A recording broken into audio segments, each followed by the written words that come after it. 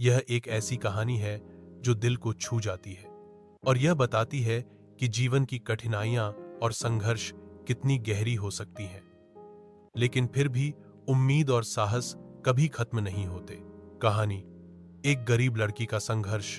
पारुल नाम की एक लड़की थी जो एक छोटे से गांव में रहती थी।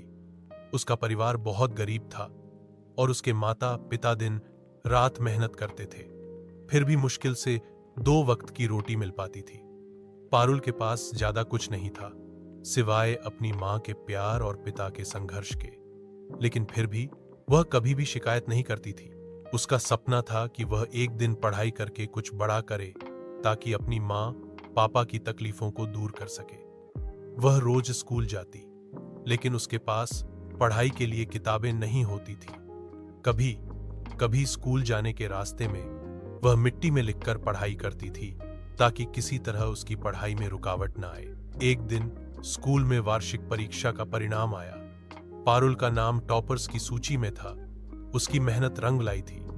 यह उसके लिए बहुत बड़ी उपलब्धि थी, क्योंकि न केवल उसने खुद को साबित किया था, बल्कि उसने अपने माता पिता को भी गर्व महसूस कराया था। लेकिन यह रास्ता इतना आसान नहीं था। उसे कभी कभार भूखा रहना पड़ता, कभी रुक रुक कर घर के काम करने पड़ते, और फिर भी वह कभी हार नहीं मानी।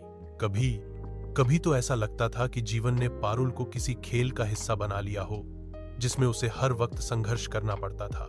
लेकिन पारुल की आंखों में उम्मीद का एक उजाला था, और वह जानती थी कि अगर वह खुद पर विश्वास करेगी तो कोई भी मुश्किल उसे नहीं हरा सकती। कुछ साल बाद पारुल ने अपने गांव के बच्चों के लिए एक स्कूल खोलने का सपना देखा, ताकि उनके जैसे दूसरे बच्चों को भी शिक्षा का मौका मिल सके। उसकी कहानी सिर्फ संघर्ष की नहीं, बल्कि उम्मीद और धैर्य की भी थी।